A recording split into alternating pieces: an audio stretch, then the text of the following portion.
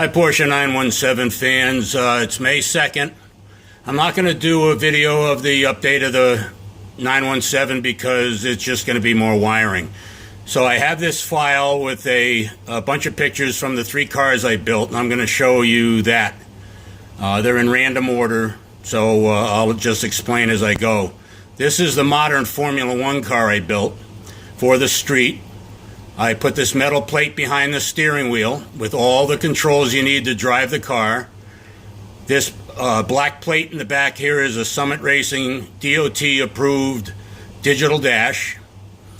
This is a throttle quadrant from an airplane. It has a shifter for the automatic transmission on the left, and this is for the parking brake.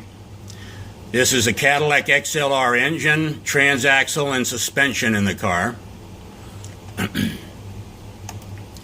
That's the car. It's a honeycomb and fiberglass tub bolted to a plate that's bolted directly to the engine.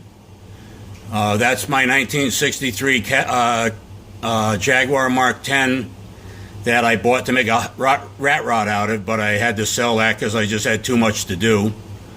Steering wheel wiring. There's the tub in progress. You can freeze the pictures to look at it if you want to look longer. That's the Cadillac XLR engine bolted directly to the transaxle with a bell housing that I created from the bell housings on the torque tube. That's the car with a bunch of wiring. Those are access panels to get at the pedals and the digital dash wiring. You can ask questions in the comment section. That's mocking up the car to figure out how it was going to be laid out. That's the engine and transaxle. Here's the bell housing welded together. I figured out it had to be exactly 6 inches, had it welded up for me, bolted it together, worked first time out of the box. Factory headers, O2 sensor, Summit Racing catalytic converter, another O2 sensor. Those are the frames from the Cadillac XLRs mounted to the subframe for the transaxle, so I had all the geometry for the suspension. The tub mock-up. More body panels. Wiring.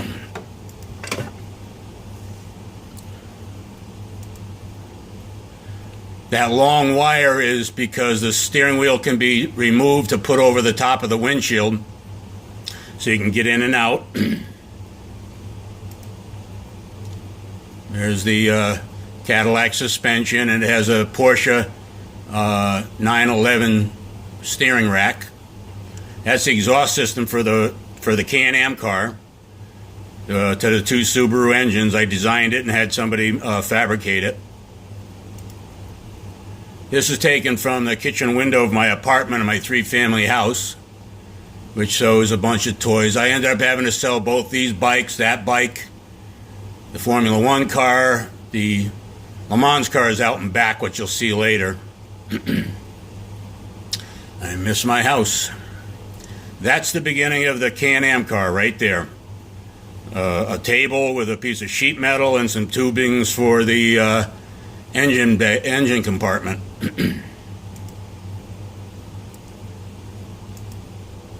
Those are the motor mounts being fabricated.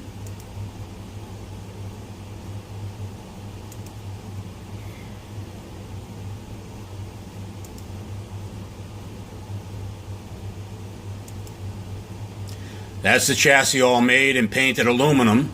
I unfortunately didn't put any clear coat on it, so now it's gray. So when you paint something, put some clear coat on it. Here's the Jägermeister 1/18 scale model I used to pull basic dimensions off of. Those are all VDO gauges, a set for each engine, ATL fuel cell. The fuel pump and the filter ended up being down low behind the tank. You have to have it below the tank.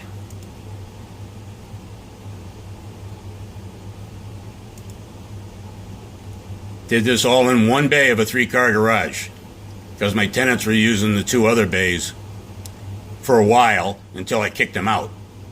I put all metal panels there instead of fiberglass. It was just easier to do. This is a plate that was on the chassis of the Cadillac XLR or Corvette for mounting the upper control arm. That's the automatic transmission, which I've changed to a manual.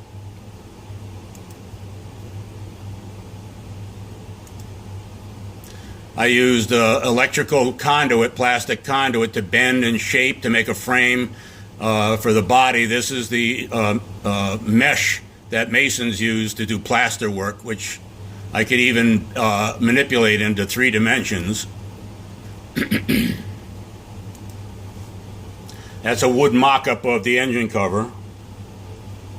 I just laid the fiberglass on that.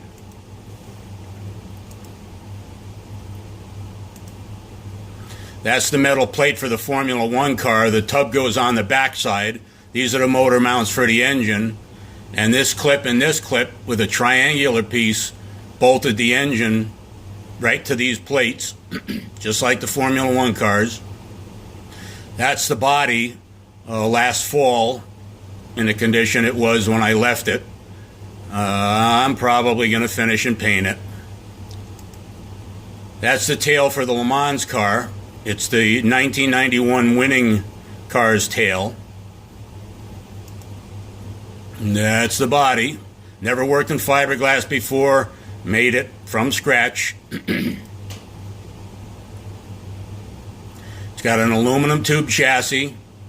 Those are the luggage trays that are in the back of the car for Lemans specifications. Bodywork's going on. Look at the detail of all the stuff that had to be made. Oh my God. I sold this car, a body and chassis, to a company in Switzerland to finish because I just couldn't do it. Those are the cars I used to figure out how to make it. This is where the taillights get mounted. And all the tubes in the back, just like the real car. Oh, I can't believe after 10 years I'm not going to have that. That was going to be my car. That I wasn't going to sell, just one car, but those are the tubes that actually were just for holding the body together. They're aluminum. It's not a roll cage. These are the motor mounts for the XLR engine, which was going to go into this car. Look at the work that went into the doors. I got louvers there. This roll bar was just like the original with removable brackets. Had these tubes coming down here, all removable. The FIA made them put that in there because those tubes in the roof weren't strong enough. I took this picture one night when I was locking up the garage. It was so beautiful I had to take it. There's the XLR engine in there. That's what the body's going to look like when it's done. That's Porsche Blood Orange 018. The cars that I used. That's what I was going to build, but the XLR engine and transmission didn't work too well, and I doubt if I'll be able to build it once I'm done with the with the Can-Am car. And that's Joe Seffert at Watkins Glen driving a car around. All right, so ask any questions you have about these pictures. I had to rush because I didn't know how long the camera would be able to record this. All right, see you later.